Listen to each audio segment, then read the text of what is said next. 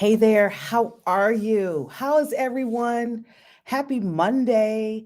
I am coming to you live. I am actually I'm broadcasting on two platforms. So it's been a minute since I've done use this platform. I'm using Restream, so it's been a minute since I've used it.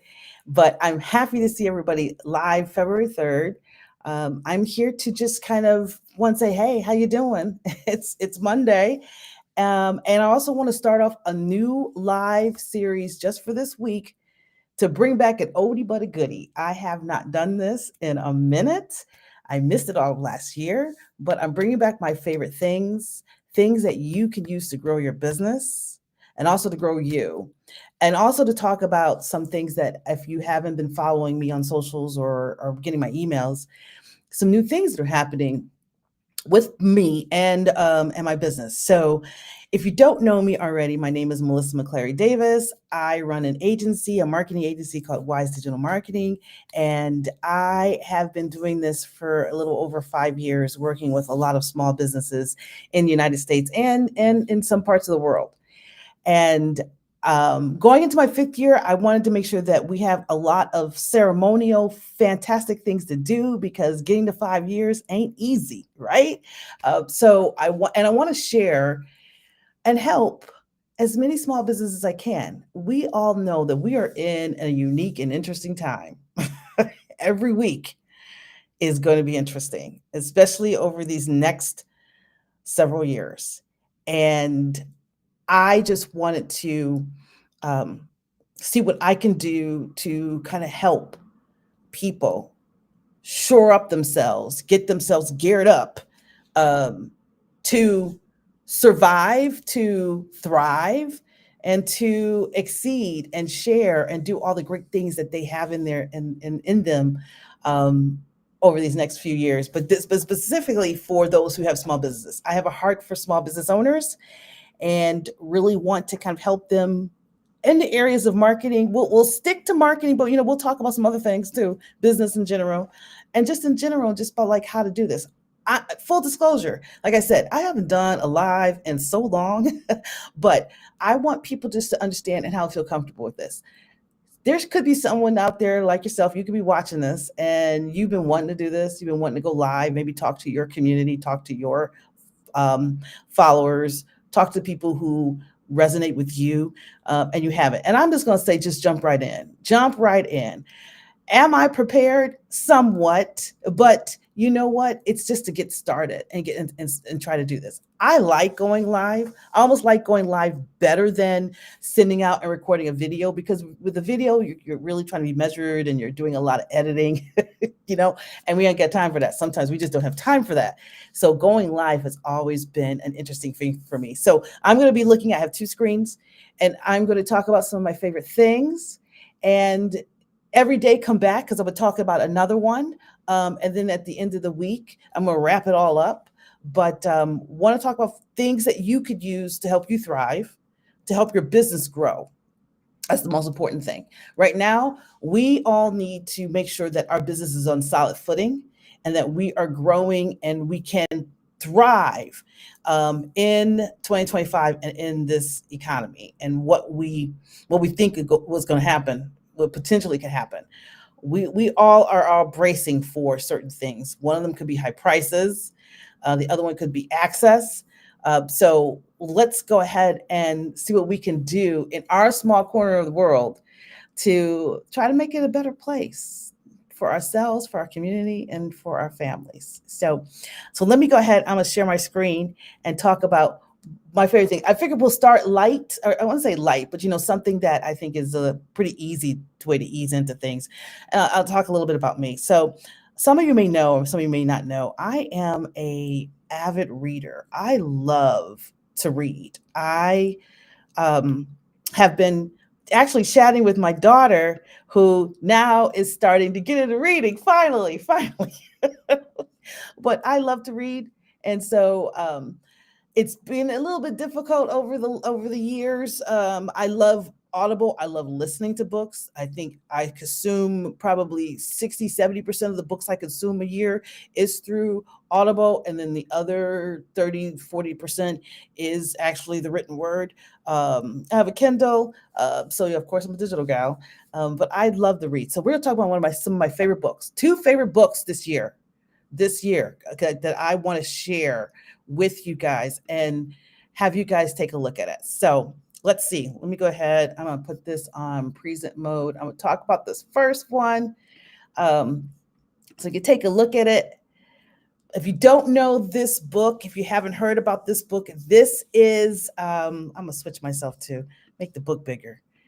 See if I can do that. Yeah. Well, yeah. See, you can do a bunch of things live. You just kind of get it done. This is Love and Whiskey by Fawn Weaver. If you haven't heard of this book, Fawn Weaver is the owner of the bourbon Uncle Nearest. And she finally put out her book. This came out last year. And I have to say, it was an amazing book. If you are interested not only in a Black woman owner of a bourbon distillery, but just her journey through it. I mean, and I created some notes too, just for this, just some of the things I came away, some takeaways from this book. I highly recommend reading it. I highly recommend listening to it. She actually does the audio in the Audible book, so listen to it. But it is a powerful story of entrepreneurship. And if you need some inspiration, and I think in terms of reading, and that's one of the things I love about reading, because readers are leaders. I always tell my kids that. I used to tell my kids that all the time. But reading books to help inspire you and help you grow, and also you resolve some things, and you can think about some things. So some of the takeaways I appreciate about her book is, one, the storytelling about business. She starts from scratch. I think some people think that she's related to the family, and she's not. She's a California girl who went to Tennessee or Kentucky, I'm trying to remember, and started all this. So she's not related, but her journey, why she did it, what she did it for, it's just amazing. It tells a little bit about her backstory, which I find so fascinating, and what she's done in her business career. But the storytelling, I mean, it's a great narrative. And she started, interesting enough, she started this whole journey just to tell the story of Uncle Nearest. This image alone, she talks about it in great detail in the book. Another key takeaway is ownership and legacy. She really wanted to bring it to bear, the ownership of the bourbon distillery experiences, and have the family know that. I mean, we know it's Black History Month, and there's been a lot of Black inventions. I've seen a lot of posts of all these inventions that you didn't know Black folks have made.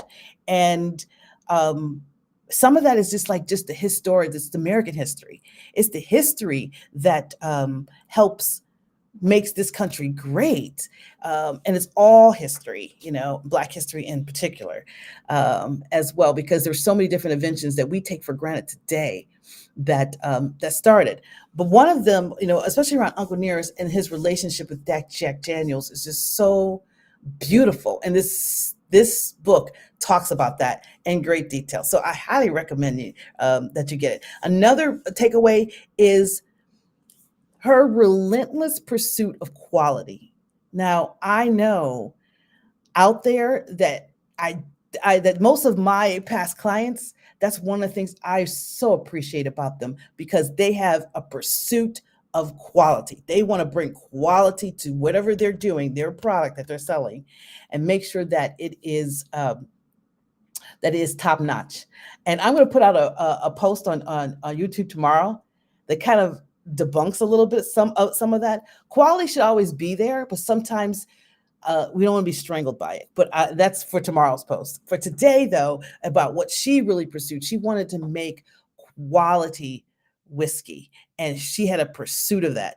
And she wanted to make sure that it wasn't just a brand that, okay, I'm just doing this here, to kind of, in the state. No, she wanted to be recognized by the world. So she looked at the world standards, and that's what she lived up to. And so I always say people just really think about that, especially as a Black owned business.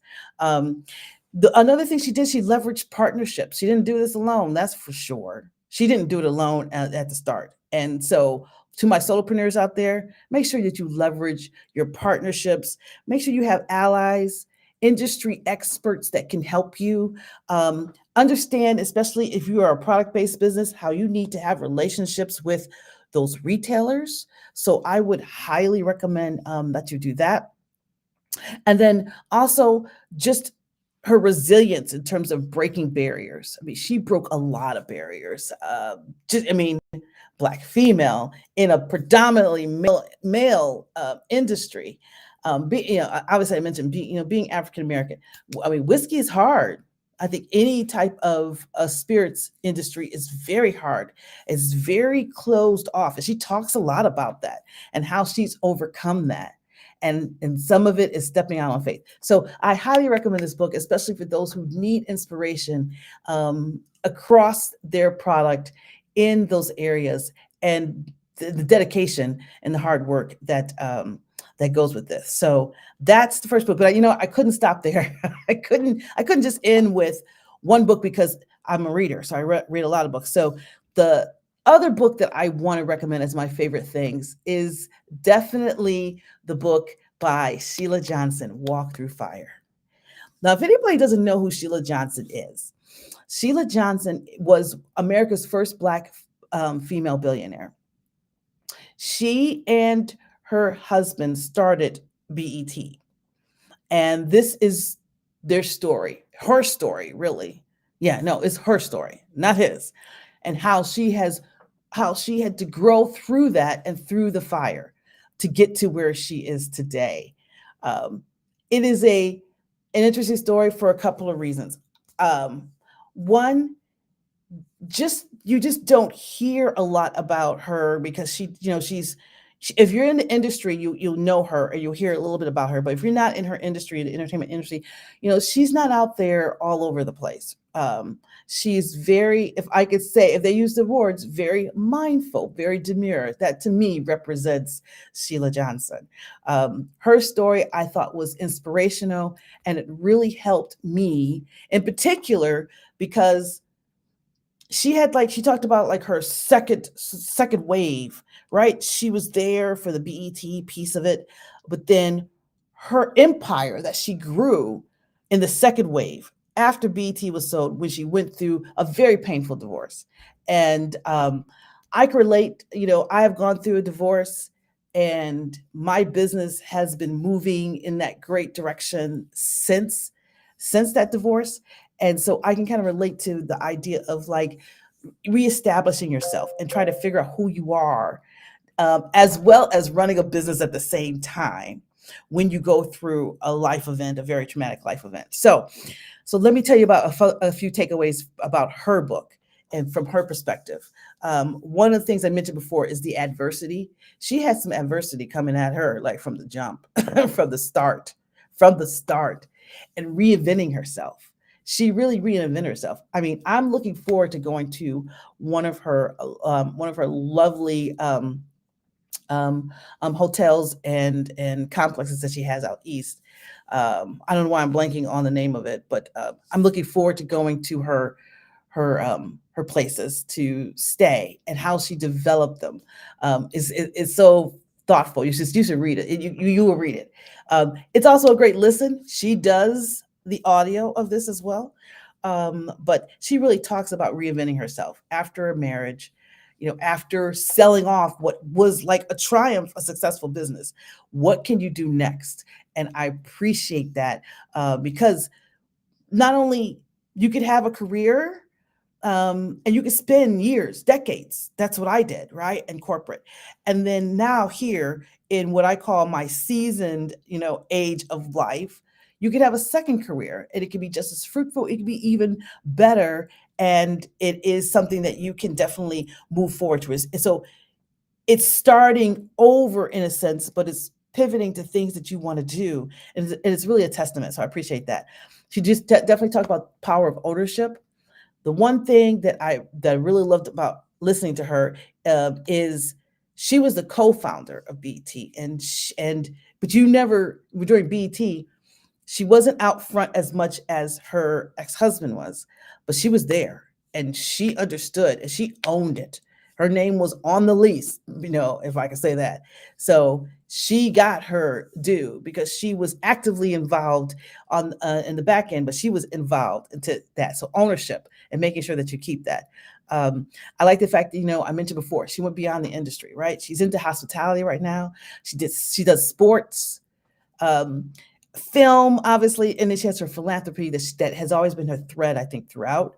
But she went beyond like what industry thinks you should do. So look beyond that. So I highly recommend get motivated by that if you read that as well. And then relationships in business. Sometimes you have to navigate those and how to do it strategically and confidently.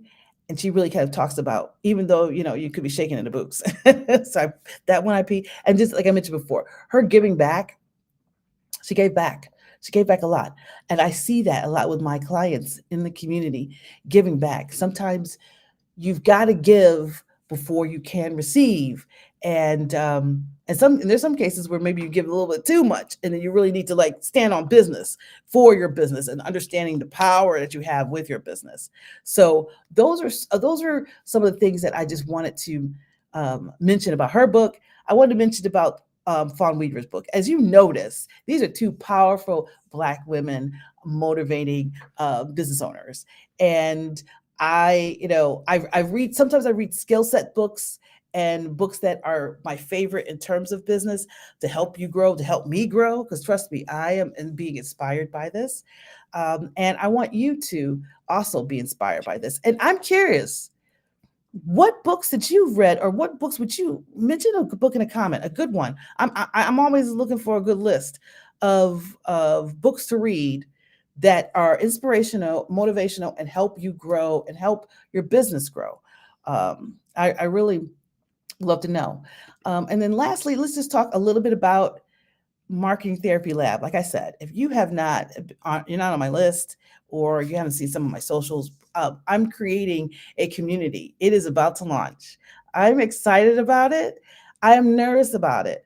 If any of you out there who have done something different in your business and you're like, oh my gosh, I don't know if I can manage it. Well, watch me, because I'm feeling the same way about this. But I wanted to do this for the longest of time, and I've had iterations of it, but I think I've cracked the code a little bit. Part of it was like I wanted to create a community, a very safe space community for people to understand marketing, learn marketing, get help with it, that really could kind of relate and speak to their own unique situations, whether you're a solopreneur, a small business owner, or even if you were a marketer and this is part of your career and you just need some assistance in marketing. What I do know is that every business, every small business out there needs marketing. And the common refrain I hear all the time is, I need marketing, I can't afford it. So I wanted to create this lab to kind of give back and give some, not only content or answer your questions or skills that you may need to do market, but also kind of show you how to do it effectively, how to do it efficiently on a budget, because we don't have that time. We don't have time to waste. We need to use our marketing in a way that we can flourish and take us to the next level. So join me. You can go to the link. I'll also put the link in the replay too, and you'll get notified when it's launched. It's free. It's free. It's free for like the first 100 members, and we'll see what happens after that. But so that is it for today. I will be back here tomorrow to talk about another favorite thing. And if you're catching this replay, and if you've gone all the way through it, again, give me names of some books that you like. But it's good to get back out there. And thanks so much. Take care.